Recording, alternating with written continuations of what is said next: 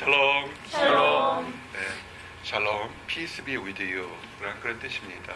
Grace and peace to you from God our Father and the Lord Jesus Christ라는 그 긴 말을 한마디로 줄이면 샬롬 이렇게 되겠습니다.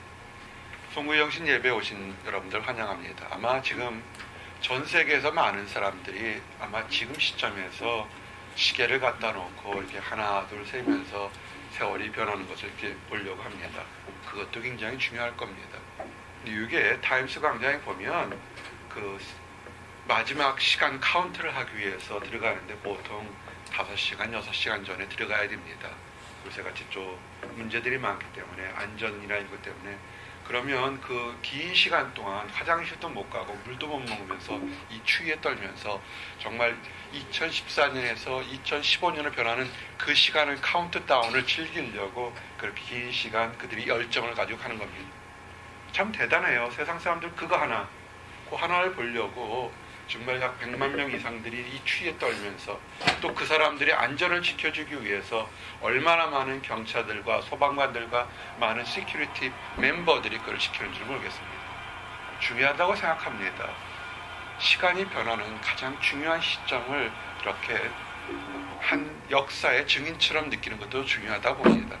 그렇지만 역사의 증인으로 보는 것과 역사를, 세상을 주관하는 하나님의 손을 보는 것과 어떤 것이 중요한지 우리 한번 생각해 볼 수 있습니다. 더 큰 손, 더 큰 일을 하는 하나님의 손을 보러보는 것이 더 중요한 거라고 생각합니다. 이것이 바로 오늘 많은 교회에서 하는 송구 영신 예배의 주된 목적인 것입니다. 오늘 하루 시간이 가면서 어제도 이만한 시간이 있었고 아마 내일도 이만한 시간이 있을 겁니다. 하지만 하나님께서 2014년에서 15년에는 새로운 시절을 갔을 때 주관하면서 어떻게 나의 사랑하는 아들들과 나의 사랑하는 딸들에게 어떻게 축복할지에 대한 것을 한번 함께 지켜보기로 원합니다. 오늘 여러분들에게 주제가 있습니다. 함께 고백합니다. 주부의 나무처럼 은혜로운 순례자의 길. 은혜로운 순례자의 길. 오늘 말씀은 메시아가 탄생하는 그런 순간도 되지만 메시아 왕, 유대인의 왕, 또 인류의 모든 왕을 만나기 위해서 긴 길을 떠났던 그런 순례자들의 길을, 순례자의 삶을 증거하기를 원합니다. 성도들을 순례자라고 그래요. 이런 단어를 잘 안 쓰지만 사실은 하나님을 믿는 사람들은 하나님의 나라까지 가는 긴 길을 하나님의 말씀대로 가는 순례자라고 합니다. 근데 우리가 이 순례자의 길을 갈 때 두 부류의 사람들이 있습니다. 하나님의 말씀으로 육신의 옷을 입고 하나님께서 이 땅에 육신으로 왔을 때 하나님이 그 사자를 이 땅에 보낸 것, 하나님의 아들을 이 땅에 보낸 것을 알아본 사람들이 있고 알아보지 못한 사람들이 있습니다. 왜 그랬을까요? 메시아가 이 땅에 온 것을 이분이 메시아라는 것을 온 사람이 있고 전혀 깨닫지 못한 사람들이 있습니다. 여러분은 오늘 이 자리에 그냥 온 것 같아요.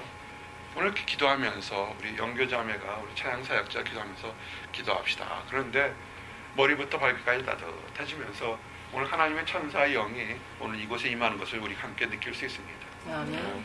우리 샛별자매 뜨거운 눈물 흘리는 거 참 감사합니다. 좋은 거예요. 찬양하면서 울 수 있는 거 참 좋은 겁니다. 우리가 성령이여 임하소서 고백하면서 우리에게 눈물이 없다면 그건 너무 마른 교회입니다. 너무나 마음속에 미움이, 원망이, 무시함이, 답답하기 때문에 눈물을 흘릴 수 있는 여유가 없는 것입니다. 오늘 이제 본문에서 우리 순례자의 길을 할 때 왜 하나님의 메시아가, 하나님의 아들이 이 땅에 왔으면서도 우리가 알아보지 못하는가? 이것은 여러분에게 적용할 수 있어요. 내가 어느 길을 가는데 이 길이 옳은 것인가 저 길이 옳은 것인가 할 때 알아보는 눈이 있는 것과 똑같은 겁니다.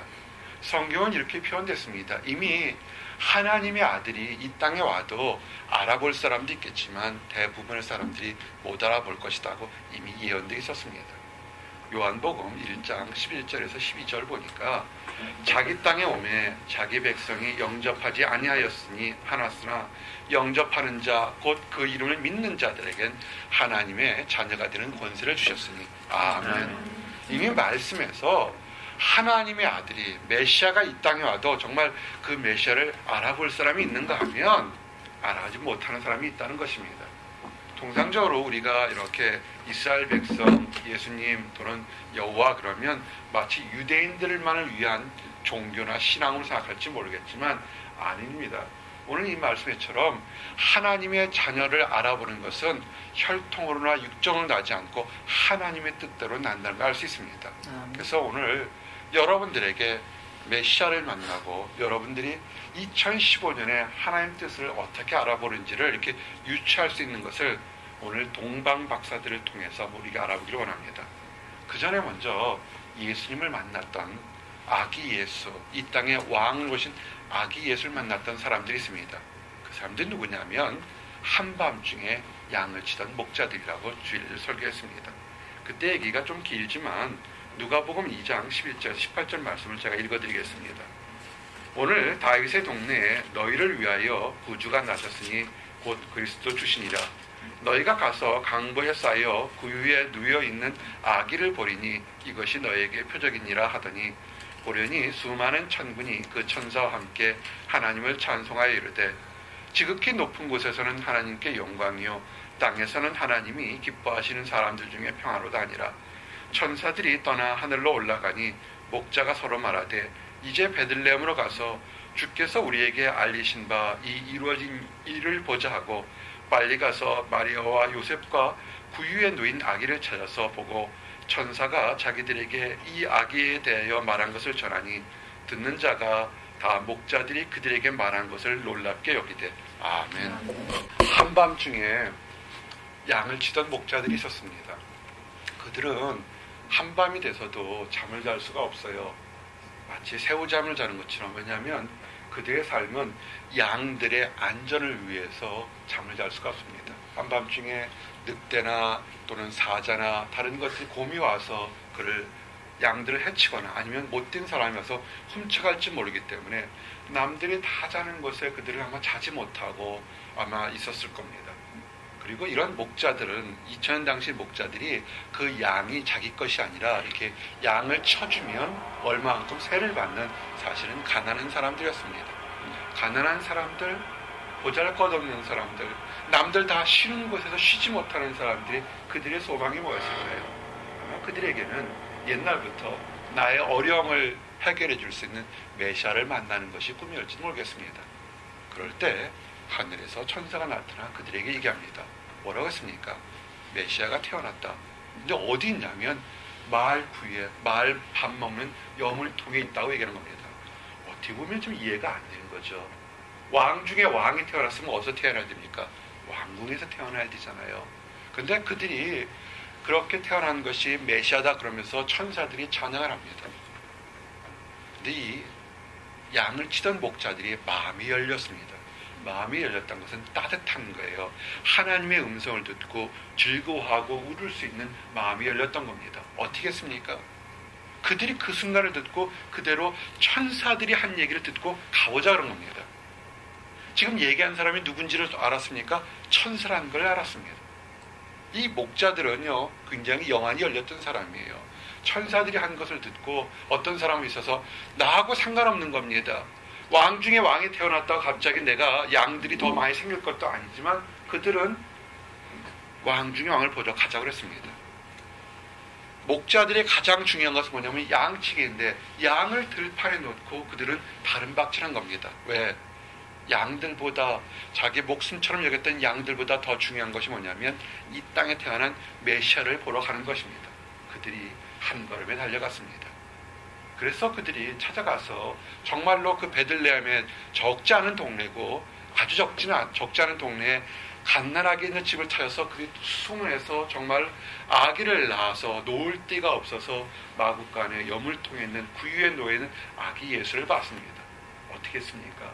너무 기뻐하는 겁니다.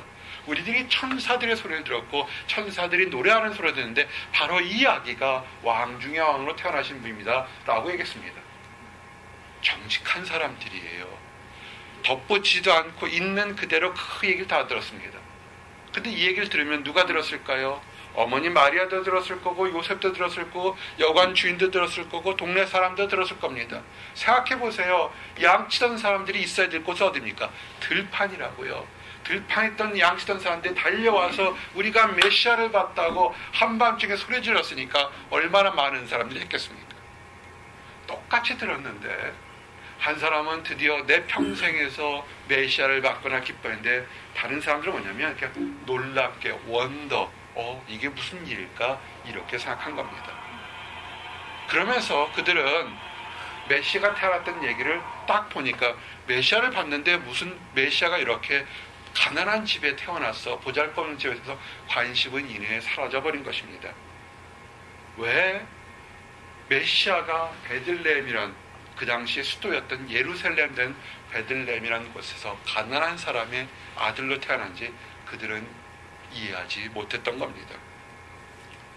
똑같은 겁니다.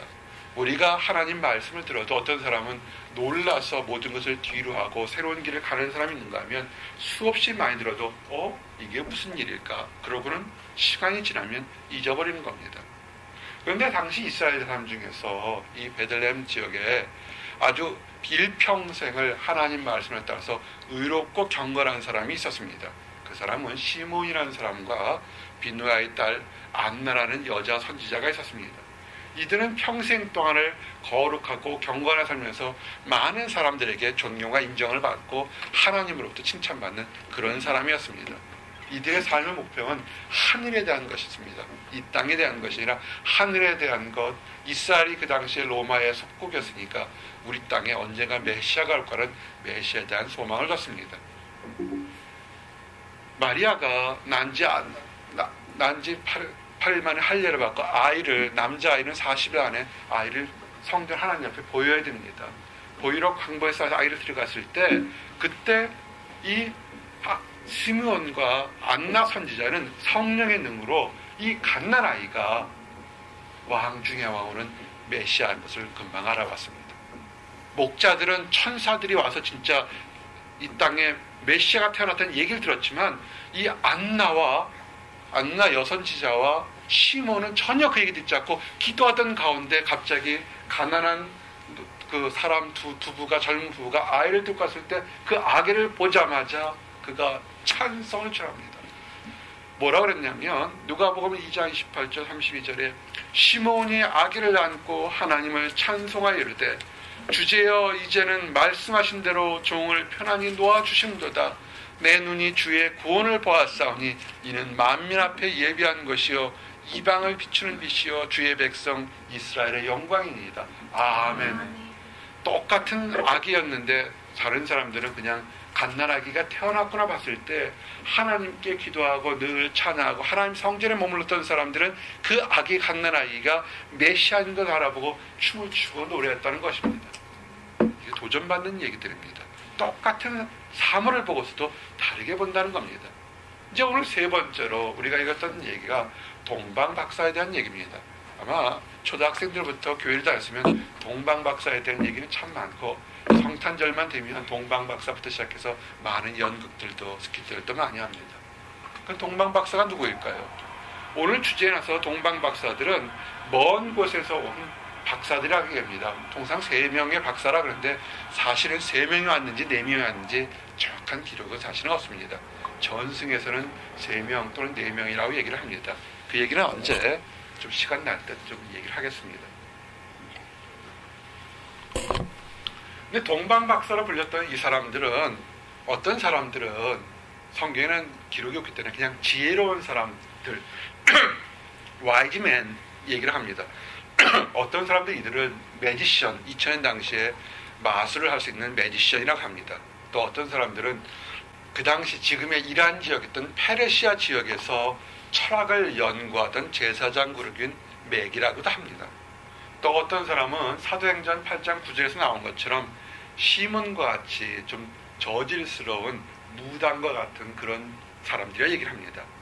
또는 어떤 사람들은 창세기 2장 6절에서 언급한 것처럼 아브라함의 자손들 중에서 아라비아 지역, 현재 사우디 아라비아 지역으로 나가 산 사람들이 있습니다.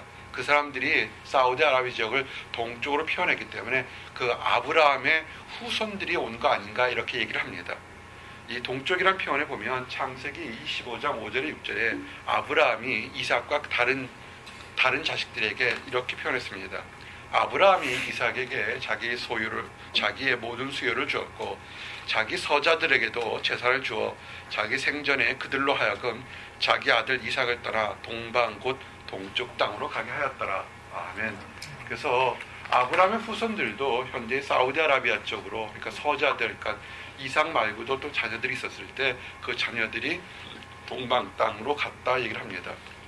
사실은 그런데 전승은 있습니다. 그러니까 성경에 대한 얘기는, 이런 기록들은 부차적인 기록들은 있지만 성경에 대해서는 보게 되면 이 동방박사에 대해서 자세한 기록들은 없습니다. 근데 중요한 것은 뭐냐면 그들의 과거의 신분이 정말 철학자였든지 제사장의 그룹이었든지 아니면 마술가였든지 과거의 신분이 뭐든지 간에 하나 중요한 것은 뭐냐면 그들은 메시아를 만나기 위해서 굉장히 먼 길을 떠나온 참된 지혜를 가졌던 사람들이라는 것을 우리는 알 수 있다는 것입니다. 그들은 진리를 통해서 메시아를 경배하기 위해서 그 먼 거리를 떠났던 참된 순례자였던 것입니다. 참된 순례자가 뭐냐면 지혜로운 사람으로서 하나님을 경외하고 그 말씀을 간절히 알기를 원하는 사람이 참된 순례자인 것입니다. 잠언에 뭐라고 되어 있냐면 1장 7절에 여호와를 경외하는 것이 지식의 근본이오늘 미련한 자는 훈계를 멸시하느니라. 아멘. 어떤 사람이 지혜롭다고요? 세상적인 학위를 많이 가진 것이 아니라 하나님을 경외하는 지식을 가진 사람이, 그 사람이 지혜롭다 그랬습니다. 그러면서 잠언 4장 7절에는 좀 더 적극적인 표현으로 지혜가 제일이니 지혜를 얻으라. 네가 얻은 모든 것을 가지고 명철을 얻을지니라. 아멘. 여러분이 가진 재물이나 시간이나 능력이나 이런 거 가지고 위즈덤, 하나님을 아는 지식을 가지라는 것입니다. 영어의 표현에 위즈덤과 날리지는 다른 겁니다. 날리지는 여러분들이 학교나 세상에서 배우는 것이 날리지입니다. 지식입니다. 지혜는 하나님의 비밀을 아는 것이 지혜인 것입니다. 동방박사 이 사람들의 시각으로는 이 유대 땅이 이방인 지역일 것입니다. 또한 유대인들 사람들에게서는 동방박사 사람들이 이방인이었을 것입니다. 지금같이 이렇게 비행기가 빠르고 인터넷이 되는 세상 속에서도 인종 간의 차별이 있고 무시가 있는 그런 세상에서 2000년 당시에선 이방인 그러면 얼마나 차별하고 무시하거나 이렇게 왕따시키는 그런 분위기였을 겁니다. 그런데 그들이 메시아를 만나는 건 좋은데 자기 나라 땅, 자기 사람들 곳이 아닌 이방인 지역까지 그 먼 것까지 온 목적이 뭐였을까라는 것을 한번 생각해 보셔야 됩니다. 그들이 어떤 경제적인 목적이나 나의 환경적인 목적을 얻기 위한 것이 아니라 참된 진리와 지혜를 얻기 위해서 그들은 한 번도 가보지 않은 이방인의 지역까지도 그들은 갔다는 것입니다. 이것이 도전이 됩니다. 하나님을 믿으십니까? 아멘.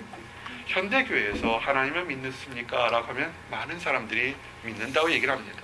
특별히 미국 땅 같은 경우에도 많은 사람들이 70%가 나는 하나님을 믿어요 라고 하지만 실제로 교계에 많은 사람들이 걱정하는 것은 진정으로 하나님을 믿는 사람들은 그 통계치에 굉장히 못 미치는 숫자가 있다고 얘기를 하고 있다는 것입니다. 왜냐하면 하나님의 백성들, 하나님을 믿는다고 입으로 주장하는 사람들과 달리 정말 이런 이방인들, 지금 신분이 어딘지 몰랐던 이 이방인 동방박사들은 진리를 찾기 위해서 그 먼 거리에서 자기의 모든 것을 내려놓고 실제로 행동했던 순례자라는 것을 우리가 한번 도전받게 되는 것입니다. 정말 하나님을 믿는다고 하면서 하나님의 뜻을 행하려고 하는 발걸음을 움직이는 사람이 얼마나 되느냐 하는 것입니다. 예수님 당시에서도 수없이 많은 유대인들이 있었습니다. 그렇지만 예수님이 칭찬한 사람을, 이렇게 놀라운 믿음을 가졌다 칭찬한 사람이 유대인이 아니라 로마의 백부장이었던 것을 우리가 기억하시기 바랍니다. 로마의 백부장, 자기 밑에 100명의 부하를 둔 장교가 백부장입니다. 그 로마의 백부장이 자기 집에 있던 하인이 병이 났습니다. 그래서 있을 때 사람들에게 통해서 예수님이 병 고치는 능력과 사랑을 베푼다니까 예수님의 도움을 받고자 했습니다. 예수님께서 그 당시 유대인들은 로마 사람, 이방인들과 직접 만나는 것을 금했지만 예수님은 그런 걸 넘어서 이방인들이라도 그들의 병을 고치러 가려고 했습니다. 그럴 때 이 백부장이 말립니다. 오지 마십시오. 나도 나의 상관이 이리 가라 하면 저리 가고 저리 가라 하면 이리 가라 하는데 내 밑에 있는 하인들도 내가 주인이니까 예수님이 나보다 위에 있는 거니까 명령만 하시면 밑에 사람들도 그대로 할 겁니다. 라고 이렇게 얘기를 한 겁니다. 정말 놀라운 믿음입니다. 그때 표현이 마태복음 8장 10절에서 12절에 예수께서 들으시고 놀랍게 여겨 다른 자들에게 이르시되 내가 진실로 너에게 이르노니 이스라엘 중 아무에게서도 이만한 믿음을 보지 못하였노라. 또 너에게 이르노니 동서로부터 많은 사람이 이르러 아브라함과 이삭과 야곱과 함께 천국에 앉으려니와 그 나라의 본 자손들은 바깥 어두운 데 쫓겨나 거기서 울며 이를 갈게 되리라. 아멘. 하나님의 나라 그러면 유대인들만을 위한 것이라고 생각하지만 실제로 입으로만 나는 하나님을 믿어하는 사람들은 되려 천국에서 쫓겨나고 이방에 있던 사람들이 와서 천국에 들어왔다는 것을 들어올 수 있다는 것을 얘기하는 것입니다. 이것이 우리에게도 도전이 됩니다. 나는 하나님을 믿어요 그러면서 그 믿음을 실천하지 않고 입만 한다면 우리가 봤을 때 하나님을 안 믿는 것처럼 했던 그 사람이 실제로 실천하는 사람이 그 사람이 천국에 들어와 있을 수 있다는 것입니다. 여러분, 하늘의 천국의 축복을 맛보기 위해서는 어떻게 해야 되냐면 노력해야 됩니다. 여러분들이 대단한 사람들입니다. 오늘 우리가 천국의 축복, 2015년에 하나님의 축복을 맛보기 위해서 여러분들은 지금 피곤한 몸, 이 자정이 되었는데 다른 걸 뒤로 하고 이곳에 온 것입니다. 노력하는 사람이 천국의 축복을 맛보게 됩니다. 하늘에 주신 축복이 그저 나는 유대인이니까 나는 집안 대대로 예수 믿는 집안이 있으니까 나는 축복을 줄 것이다. 아니요, 그렇지 않습니다. 하나님의 진리를 알고 맛보려는 사람은 노력하고 도전하고 그것을 가지려고 하는 사람이 축복을 받는 것입니다. 예수님이 이렇게 표현했어요. 침노한다고. 마태복음 11장 12절에 보니까 세례 요한의 때부터 지금까지 천국은 침노를 당하나니 침노하는 자는 빼앗느니라. 아멘. 침노란 말이 어려우면 영어로 챌린지입니다. 내가 그것에 도전하면 도전하는 사람은 얻겠다는 겁니다. 우리가 어떤 곳에 도전하면 질 수도 있어요. 하지만 이길 수도 있다는 겁니다. 질 것이 두려워서 아무 일도 하지 않으면 아무 일도 일어나지 않는 것입니다. 노력하십시오. 우리가 지금 하나님의 자녀라고 크리스찬이라고 하면서 정말 천국을 사모하고 있는가 하는 걸 한번 도전해야 됩니다. 우리가 지난주에 기쁜 일이 있었다고 얘기했습니다. 우리 영교자매 모친을 위해서 우리가 오랫동안 기도했는데 그 가정이 하나님이 들으시고 마음을 여셔서 교회를 나가고 예수님을 개인의 구주로 영접받고 침례받은 놀라운 일이 있었습니다. 만약에 모든 사람들이 자기 부모를 사랑하는 건 있지만 부모에 대해서 기도하지 않는다면, 부모에 대해서 권면하지 않는다면 그런 일은 일어나지 않을 겁니다. 마찬가지입니다. 여러분의 2015년에서 바라는 것이 있지만 그저 기도하지 않고 때가 되면 주시겠지 하고 입만 쩍 벌리고 있으면 아무런 일도 일어나지 않는다는 겁니다. 기도하고 하나님 뜻이 무엇인지 알려고 노력하고 나와 있을 때 그때 역사가 일어나는 것입니다. 이제 우리가 도전되는 것이 뭐냐면 정말 메시아가 또는 천사가 우리 곁에 왔어도 우리가 영안이 닫혀 있다면 우리는 알아보지 못한다는 것입니다. 이제 두 번째로 우리가 도전되는 게 뭐냐면 순례자가 바라본 것들 대한 얘기를 증거하기를 원합니다. 이 동방 박사가 바라본 것을 보고 그 먼 거리를 보는 게 뭐였습니까? 별이었습니다. 메시아가 태어났다고 그 당시에 누가 인터넷에서 방송에서 얘기한 사람이 하나도 없었습니다. 그들은 별을 관측하고 별에 대한 이상, 이 자연 현상을 봤는데 아주 특이하게 전혀 보지 못했던 특별한 별이 서서히 빨리 움직이지 않고 서서히 움직이는 걸 보면서 그들의 경험이나 그들의 학문 지식을 통해서 이러한 별은 이 땅에 위대한 사람이 태어날 때 나타난 별이라는 것을 알고 있었습니다. 특별히 그 별이, 이 별은 메시아가 탄생을 하기 위해서 나타난 별이라는 것을 그들이 알고 있는 지식이 있었습니다. 그래서 그들은 그 지식을 따라서 별을 봤습니다. 하나님께서 메시아를 이 땅에 줬던 것이 특별하게 두 가지 방법으로 일반적인 계시와 특별적인 계시로 증거했다는 것을 기억하시기 바랍니다. 한밤중에 양을 치던 목자들에게 어떻게 했습니까?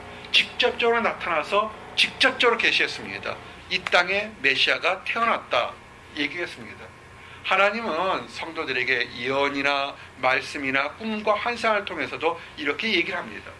또한 하나님은 자기가 알고 있는 사회 지식 환경을 통해서도 그 모든 삶 속에서도 하나님은 말씀하신다는 겁니다. 늘 우리 청년 사역하면서 우리 그레이스 교회에서 사랑을 발생하는 것은 여러분들이 학업하고 가정을 돌보는 것들 여기서도 하나님은 충분히 말씀하신다는 것입니다. 꼭 교회에서만 예배를 드릴 때만 하나님이 말씀하시는 것이 아닙니다. 그래서 우리는 가정에 일을 하는 사람들을 우리 가정 사역자로 합니다. 직장 사역자들, 캠퍼스 사역자들, 여러분이 있는 곳, 여러분이 서 있는 곳이 그것이 하나님의 음성을 듣는 곳입니다. 이 동방의 박사들이 별을 보고 그들이 왔습니다. 그래서 그들이 불완전한 지식이지만 자기 경험을 통해서 저 별을 통해서 순례길을 간 것입니다. 그 부족했지만 그들의 동기가 순수했기 때문에 그 부족하고 불완전한 것이 별을 쫓아가면서 점점 완전한 곳으로 걸어갔다는 것을 아시기 바랍니다.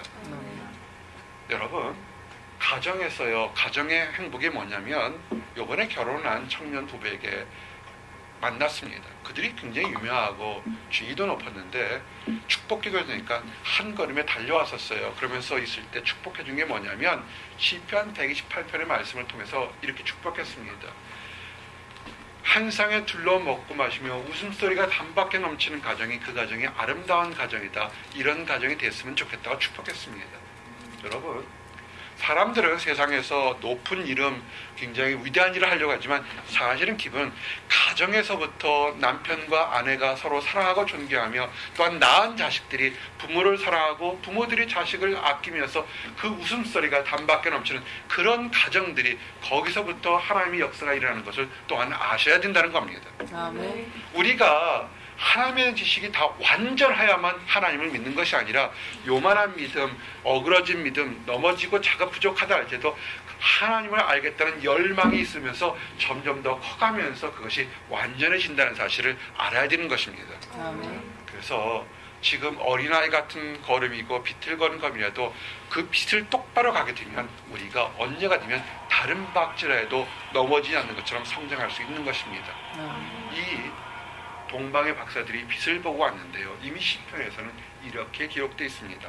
119편 105절에 보니까 주의 말씀은 내 발의 등이요 내 길의 빛이니이다. 아멘.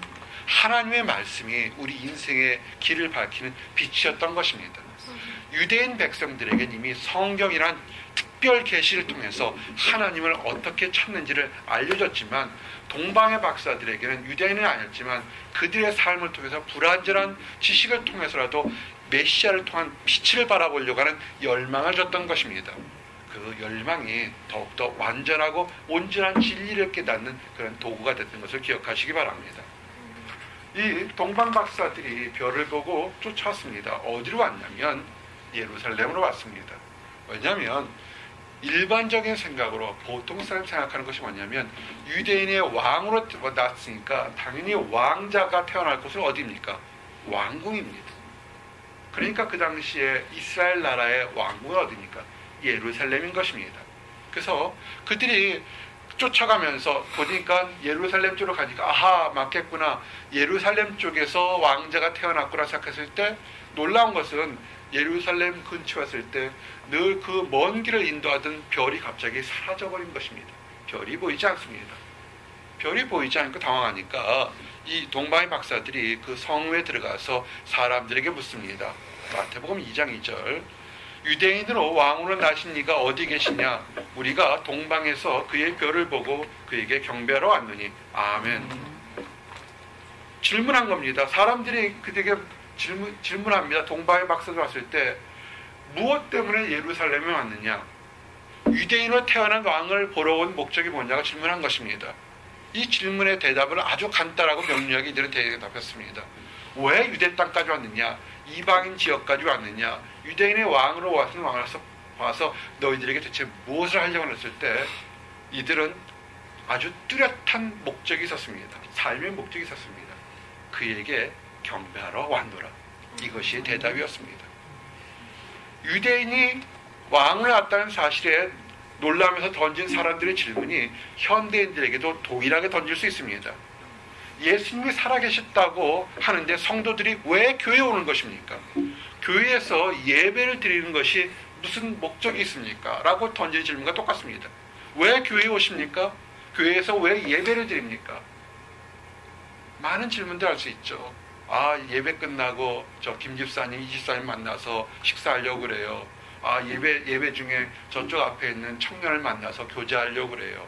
또는 예배 끝나고 있는 우리 다른 사람 만나서 사업 얘기하려고 그래요. 여러 가지 많은 일이 있을 수 있을 겁니다. 그러나 그것은 교회에 오는 목적은 아닙니다. 뭡니까? 경배하러 왔노라. 주님께 경배하러 왔노라. 이 대답이 올바른 대답이 돼야 되는 것입니다. 그렇게 되면 교회가 크든 작든 찬양대가 있든 없든 그것은 중요한 문제가 아닐 겁니다. 우리가 오는 곳은 어느 곳이든 간에 예수님을 경배하러 왔노라. 이 대답이 있는 곳이 맞는 답이 되어야 되는 것입니다. 현대 교회가 약해지는 것이 뭐냐면 예수님께 주님께 경배하러 왔노라는 대답보다는 다른 부차적인 다른 것을 먼저 생각하기 때문에 점점 약해지는 것입니다. 이 동방 박사들이 이 간단한 대답이 하나님께 얼마나 기쁘게 했으며 또 많은 사람들에게 도전을 줬는지 우리가 생각할 수 있습니다. 도전을 줬는데요. 근데 영적인 눈이 닫히니까 오히려 소동이 일어났습니다. 마태복음 2장 3절 오늘 읽었던 게 보니까 헤로단과 온 예루살렘이 듣고 소동한지라. 아멘. 소동이 뭡니까? 당황했다는 얘기예요. 불편했다는 얘기입니다. 정말 이해가 안 되는 것이면 성경의 기록은 수천 년 동안 메시아가 이 땅에 올 것이라고 이미 예언됐습니다. 그 예언을 듣고 기다리는 사람들이 누굽니까? 유대인들이었습니다. 유대인들이 메시아가 이 땅에 태어날 거 기다렸는데 정작 메시아가 이 땅에 태어났다고 했으니까 왜 그들은 환영하지 못하고 기뻐하지 못했다는 것입니다. 오히려 그들이 당황했던 것은 뭐냐면 그들이 온전한 믿음으로 메시아가 이 땅에 올 것을 기다리지 않았다는 반증이 되는 것입니다. 또한 여기 헤롯 왕 그랬는데요. 헤롯 왕이라 우리가 알려진 사람입니다. 이 사람은 유대인이 아닙니다. 반쪽짜리 유대인, 에돔 사람입니다. 이 사람은 온전한 유대인이 아니었기 때문에 늘 유대인의 관심을 가지려고 그 당시에서 헤롯 성전이란 가장 큰 성전을 지었습니다. 성전은 유대인의 역사에서 3번 있습니다. 장막 성전 있고 모세가 지었던 성전, 장막 성전, 텐트가 있었고요. 솔로몬이 아는 성전이었던 솔로몬의 성전이 있고 이 헤롯 왕이 지은 성전이 있습니다. 솔로몬의 성전은 금과 은으로 지은 아주 귀한 성전이었고 하나님이 기뻐하셨다면 그거보다 몇 배는 크고 멋있던 화려했던 성전이 사실은 이 에돔 사람이 지었던 헤롯 왕 성전이었습니다. 근데 헤롯 왕이 유대인의 왕이 태어났다는 말에 무척 당황스럽고 마음이 불편했습니다. 그때 이미 이 헤롯 왕은 예루살렘에서 왕으로 35년간이나 이미 왕으로 통치를 했습니다. 당시에 세계사를 고려할 때, 당시에 사람들의 평균 수명을 생각할 때 35년간이나 왕으로 지속했다는 것은 굉장히 오랜 기간 왕이 있었고 그의 나이가 이미 많았다는 것을 알 수 있었습니다. 그런데도 그런 두려움과 질투심과 시기심으로 이제 막 태어난 유대인의 왕에 대해서 극단적인 생각을 했습니다. 죽이려고 했던 것입니다. 그러면서도 겉으로는 아주 온화한처럼 이렇게 물었습니다. 4절에 보니까 왕이 모든 대제사장과 백성의 서기관들 모아 그리스도가 어디서 나겠느냐 물으니 성경을 잘 아는 학자들이 미가사의 예언처럼 예루살렘 근처의 베들레헴에서 메시아가 태어난다고 이렇게 알려졌습니다. 미가서 5장 2절에 보면 메시아는 예루살렘이 아니라 베들레헴에서 태어난다고 예언되어 있었습니다.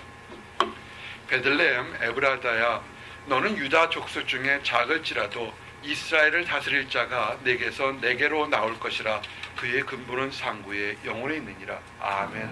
그의 근본은 상고의 영원, 즉 하나님의 아들이 메시아가 이 땅에 올 거라고 얘기한 것입니다. 이 베들레헴은 떡집으로 이렇게 유명합니다. 예수님이 생명의 떡인 것처럼 떡집으로 유명합니다. 또한 이 베들레헴은 유대인의 왕이 태어난 곳뿐만 아니라 생명수가 있는 곳으로 또 알려진 유명한 곳입니다. 이것은 뭐냐면 예수님이 태어나기 1000년 전에 다윗 왕이 있었을 때 다윗 왕이 전쟁을 하고 있었습니다. 그때 다윗은 산 쪽에 있었고 이 베들레헴 순례는 블레셋 사람들이 지키고 있었습니다. 근데 이 베들레헴에 우물물이 있었습니다. 전쟁을 하면서 목이 말랐고 베들레헴을 점령하고 싶었는데 그곳엔 적군들이 있었으니까 베들레헴의 앞에 있는 우물물에 물을 먹기를 원했습니다. 그러면서 부하 장수들에게 저기 있는 우물물을 누가 나한테 갖다 줄까 할 때 지나가는 말처럼 이렇게 했는데 용감한 장수 셋이서 적군을 뚫고 들어가서 목숨을 걸고서 가서 우물물을 떠갖고 왔습니다. 그래서 왕이여 우리가 목숨을 걸어가서 우물물을 떠왔으니까 드십시오라고 한 겁니다. 정말 충직한 부하입니다. 이 다윗 왕이 그 물을 먹지 못합니다. 이것은 너희 장수들이 목숨을 걸고서 떠온 물은 핏값이니 나는 먹을 수 없다. 그러면서 그 물을 여호와께 드립니다. 그때 배경이 사무엘하 23장 14절에서 17절입니다. 그때 다윗은 산상에 있고 그때 블레셋 사람 요새는 베들레헴에 있는지라 다윗이 소원하여 이르되 베들레헴 성문 곁 우물물을 누가 내게 마시게 할까 하며 세 용사가 블레셋 사람의 진영을 돌파하고 지나가서 베들레헴 성문 곁 우물물을 길어 가지고 다윗에게 왔을 때 다윗이 마시기를 기뻐하지 아니하고 그 물을 여호와께 부어드리며 이르되 여호와여 내가 나를 위하여 결단코 이런 일을 하지 아니하리이다. 이는 목숨을 걸고 갔던 사람의 피가 아니니까 하고 마시기를 즐겨하지 아니하니라. 아멘. 그래서 이 물이라는 것은 이 베들레헴의 우물물은 생명수의 상징이 되었습니다. 이런 상징이 또한 예수님이 베들레헴에 태어나면서 예수님이 사람의 생명수가 된다는 것을 상징하는 것이 된 것입니다. 그래서 핏값을 통해서 얻은 생명수가 그 당시는 다윗은 핏값을 통해 얻었지만 예수님은 은혜와 진리로 그 다음에 거저 선물로 생명수를 준다고 얘기했습니다. 이것이 계시록 22장 16절 17절 말씀입니다. 나 예수는 교회들을 위하여 내 사자를 보내어 이것들을 너희에게 증거하게 하였노라. 나는 다윗의 뿌리요 자손이니 곧 광명한 새벽별이라 하시더라. 성령과 신부가 말씀하시기를 오라 하시는도다. 듣는 자도 오라 할 것이요 목마른 자도 올 것이요 또 원하는 자는 값없이 생명수를 받으라 하시더라. 아멘. 그래서 요한계시록에 예수님이 생명수인데 값없이 은혜를 주겠다고 이렇게 기록되어 있는 것입니다. 이렇게 똑같은 베들레헴을 볼 때 한 사람은 생명수를 얻기로 했지만 이 헤롯은 간사한 꾀를 가졌습니다. 그래서 여러분들이 간사한 꾀를 가진 사람들을 주셔야 됩니다. 7절 8절 보니까 이에 헤롯이 가만히 박사들을 불러 별이 나타난 때를 자세히 묻고 베들레헴에 보내며 이르되 가서 아기에 대하여 자세히 알아보고 찾거든 내게 구하여 나도 가서 그에게 경배하게 하라. 아멘. 헤롯의 속마음은 은밀하고 잔인하게 유대인의 왕으로 태어난 아기를 죽이려고 했던 것입니다. 그래서 사람을 알지 못하게 은밀하게 동방박사를 부르면서 그러면서 가증스럽게 나도 가서 너희들이 유대인의 왕으로 태어난 아기를 찾으면 경배하겠다 이렇게 거짓말한 것입니다. 여러분 이렇게 겉과 속이 다른 사람들이 있다는 것을 아셔야 됩니다. 예수님을 믿으러 경배하러 교회에 와야 되는데 부차적인 개인의 목적을 위해서 교회에 출석하는 사람들이 많다는 것이 현대교회의 약점인 것을 아셔야 됩니다. 이제 별의 인도함을 받은 동방박사들을 좀 증거하기를 원합니다. 왕의 이야기를 듣고 유대인의 왕이 예루살렘이 아닌 베들레헴에서 태어난다는 것을 왕들이 알았습니다. 그들은 이제 그래서 왕궁에 지체할 이유가 없는 것입니다. 그들의 인생의 목적이 뭡니까? 메시아를 만나서 경배하러 온 것이기 때문입니다. 순례자의 참된 목적을 잃어버리지 않고 올바른 길로 가는 것이 중요한 것입니다. 침례 요한이 이스라엘 백성들에 다 회개하라고 침례를 줬던 침례 요한이 그가 옥에 갇혔을 때 자기의 사명을 흔들렸습니다. 그러면서 정말 지금 우연 예수님이 정말 메시아인지 질문하게 되었습니다. 그럴 때 예수님께서 침례 요한의 제자들에게 이렇게 얘기했습니다. 마태복음 11장 7절의 9절을 보니까 그들이 떠나며 예수께서 무리에게 요한에 대하여 말씀하시되 너희가 무엇을 보려고 광야에 나갔더냐? 바람에 흔들리는 갈대냐? 그러면 너희가 무엇을 보려고 나갔더냐? 부드러운 옷 입은 사람이냐? 부드러운 옷을 입은 사람들은 왕궁에 있느니라.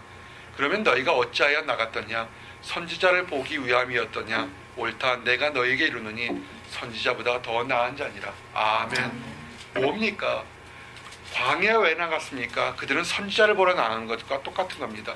우리가 왜 교회에 와오는 겁니까? 그것은 하나님께 경배하러 온 것입니다.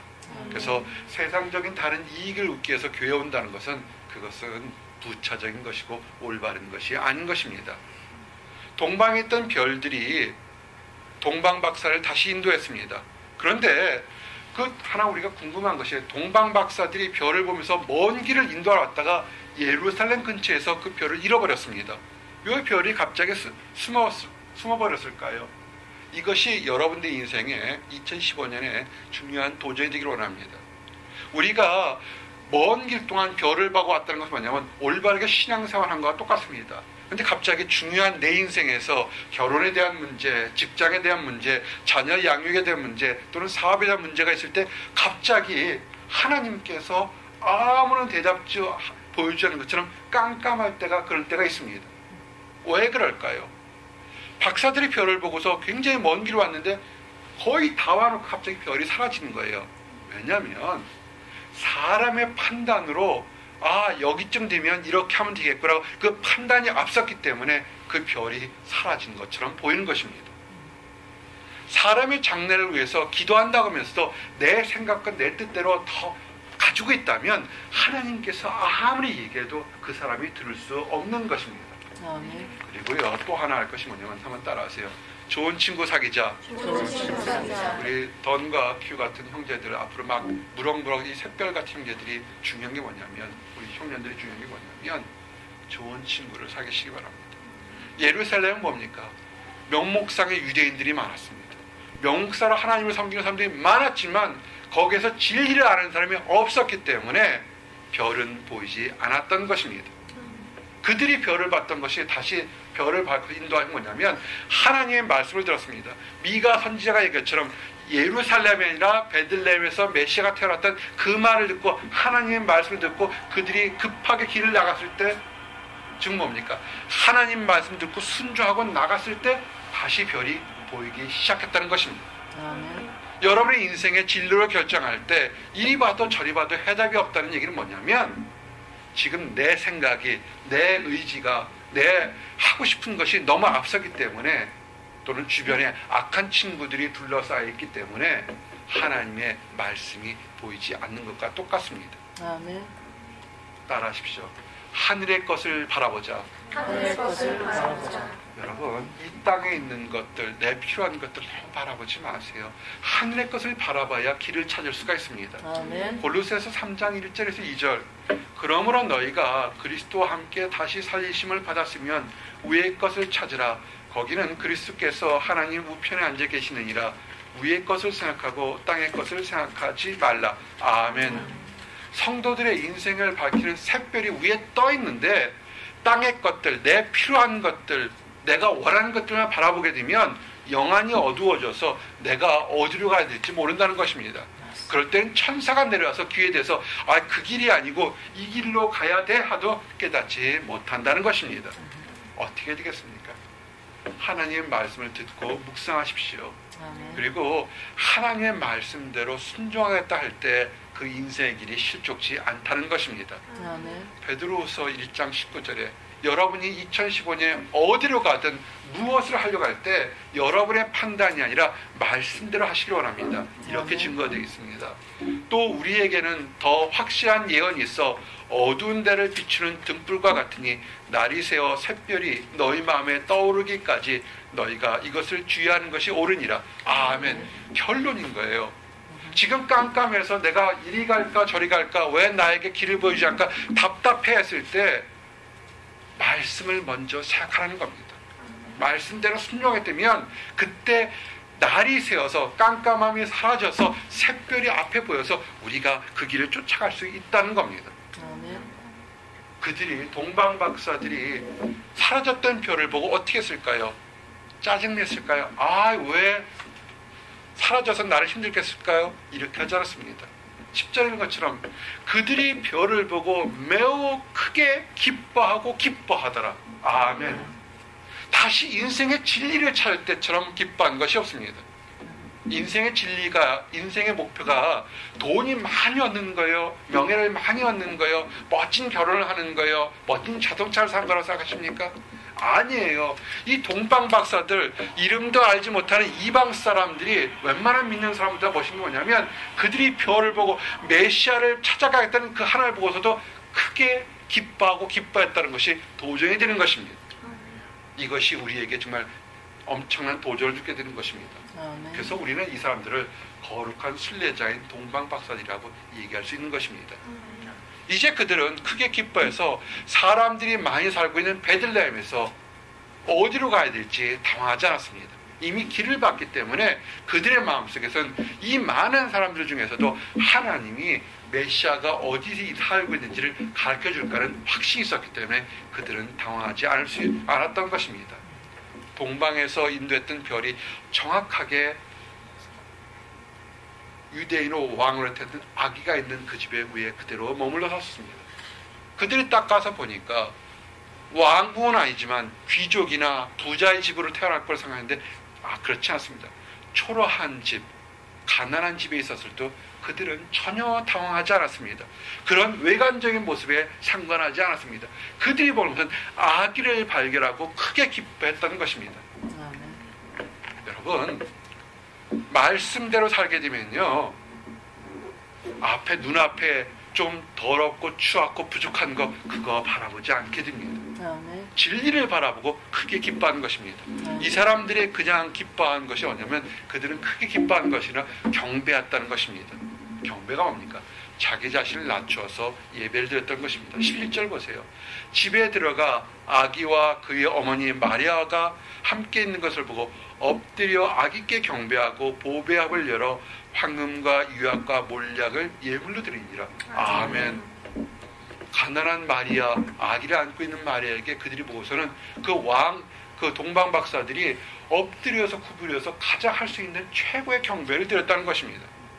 그들은 경배할 때요, 그냥 몸만 드리지 않았습니다. 그들은 예물을 가지고 드렸습니다. 왕께 경배할 때 철저하게 낮춘 겸손한 마음으로 예배를 드리는 것도 좋습니다. 그러나 또한 함께 할 수 있는 것이면 겸손한가 앞에서 그 왕 앞에 들어갈 때 할 수 있게 준비한 예물을 드리는 것은 이거 굉장히 중요한 것입니다. 동방박사들이 드렸던 예물들은 황금과 유약과 몰약 3종류였습니다. 이것이 근데 상징성이 있습니다. 황금은 세상에서 가장 귀한 것입니다. 지금도 황금, 금은 귀합니다. 이것은 뭐냐면 황금을 아기 있게 드렸던 것은 황금은 왕에게 드리는 예물인 것입니다. 즉 아기가 왕이라는 것을 인정하고 드리는 예물이 바로 황금이었던 것입니다. 유향, 프랭크인센스, 이것은 뭐냐면 신에게 드리는 향기인 것입니다. 향기를 드린다는 것은, 이 유향을 드리는 것은 이 아기가 하나님, 신이라는 것을 인정하는 것을 드리는 것이 이 유향인 것입니다. 몰약은 사람이 죽을 때 장사 드릴 때 드리는 향품입니다. 즉 뭐냐면 아기가 완전하고 온전한 하나님, 사람의 아들로 이 땅에 태어나서 죽을 것이고 십자가에서 죽을 것을 상징하는 것을 한 것이 이것이 몰약인 것입니다. 이 거룩한 예물을 드리고 이 사람들이 기뻐하고 집에 들어갈 때 그들이 또 하나 중요한 것은 뭐냐면 하나님의 음성에 순종했다는 것입니다. 헤로드 왕이 뭐라고 했습니까? 너희들이 가서 아기를 보게 되면 와서 나에게 얘기해서 어디 있는지 얘기하라고 그랬습니다.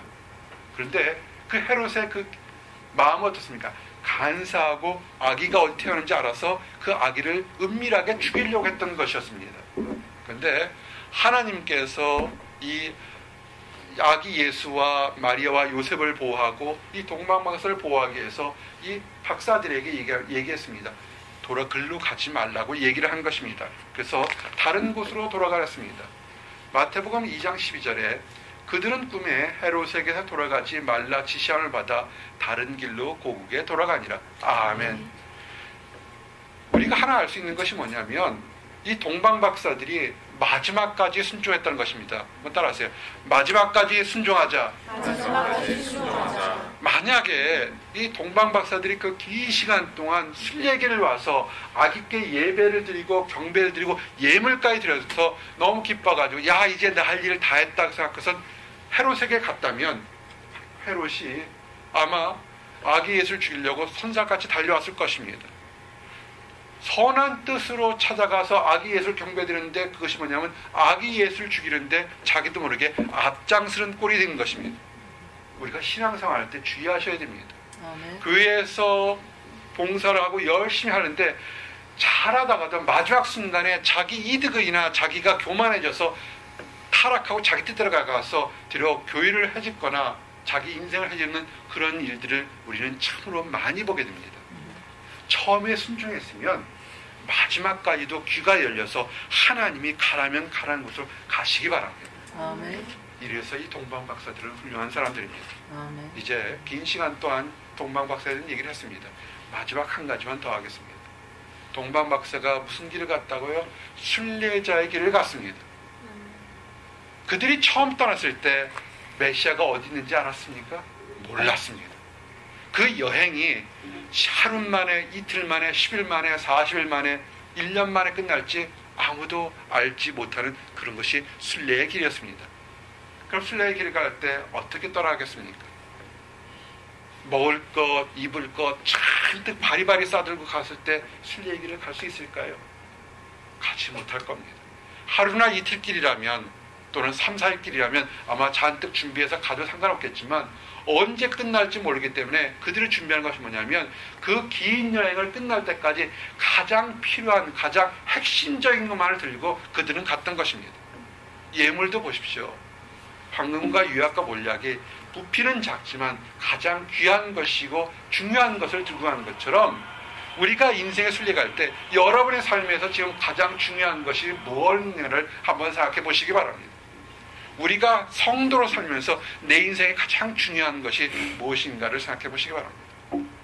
우리 청년들이 있으니까, 우리 청소년들이 있으니까 한번 얘기를 한 번 더 하기를 원합니다. 한 달 전에 한국에 부흥 집회를 했습니다. 일곱 교회 가서 똑같은 말씀을 전했습니다. 마침 그 말씀을 전하는 그 다음 주가 한국의 수능 시험이었습니다. 한국에서 자녀들의 진로에 대해서 엄청난 관심이 상상을 초월할 정도로 관심이 많습니다. 이런 얘기를 했습니다. 자녀가 어느 대학에 중요한 것이 아니라 자녀가 하나님에서 올바르게 클 수 있도록 기도하고 격려해 주는 것이 중요한 것입니다. 얘기를 했습니다. 아마 많은 사람들은 자녀들을 데려와서 이 아이가 한국에 있는 무슨 명문대학에 입학하기를 원하는데 큰 힘을 받기를 원해서 아마 목사님께 나갈지 모르겠지만 나는 그 아이들에게 이 아이가 성품과 인격이 올바르게 크게 해달라고 기도해 줬습니다. 여러분의 인생에서 지금 중요한 것, 바라는, 기도하는 것이 있습니까? 과연 여러분 인생에 가장 중요한 것이 무엇인지 한번 생각해 보시기 바랍니다. 내 인생에서 많은 것을 얻어도 하나님을 잃어버린다면 그것은 다 잃어버린 것과 똑같은 것일 것입니다. 우리가 하나님을 믿는다고 하면서 세상 사람처럼 먹고 마시는 것에 초마조마한다면 우리의 믿음이 어디 있는지 궁금할 것입니다. 예수님께서 말씀을 하셨습니다. 마태복음 6장 31절 33절 말씀처럼 그러므로 염려하여 이르기를 무엇을 먹을까 무엇을 마실까 무엇을 입을까 하지 마라. 이는 다 이방인들이 구하는 것이라. 너희 하늘 아버지께서 이 모든 것이 너희에게 있어야 할 줄을 아시느니라. 그런즉 너희는 먼저 그의 나라와 그의 의를 구하라. 그리하면 이 모든 것을 너희에게 더하시리라. 아멘. 순례자의 길을 가는 것은요 다른 거 보지 마시기 바랍니다. 여러분의 눈을 현혹시키는 다른 거 보지 마시고 길과 진리인 예수님을 쫓아가시기 바랍니다. 특별히 길과 진리인 예수님을 쫓아갈 때 동행자가 되는 사람이 좋은 친구요, 좋은 남편이요, 좋은 아내요, 좋은 교회가 되는 것입니다. 요한복음 14장 6절 뭐라고 했습니까? 예수께서 이르시되 내가 곧 길이요 진리요 생명이니 나로 말미암지 않고는 아버지께 올 자가 없느니라. 아멘. 이렇게 길과 진리와 생명이 되는 아버지를 찾아가는 길에 동역자가 되는 우리 순례자가 되는 모든 성도들, 그런 사람들이 되기를 원합니다. 기도하시겠습니다. 하나님 감사합니다. 참되고 올바르고 순종하는 인생의 순례자의 길을 가기를 원합니다. 세상에 다른 것 보지 않게 하시고 세상을 우리의 눈과 마음을 흔드는 유혹에서 멀어질 수 있도록 인도하시고 인생의 등불이 되는 하나님의 말씀대로 믿고 나아갈 수 있도록 인도하여 주시옵소서. 아버지, 그래서 우리의 순례의 길이 끝났을 때 잘했다 칭찬받는 모든 사람들이 될 수 있도록 허락하여 주시옵소서. 감사드립니다. 예수 그리스도 이름 받들어 기도했습니다.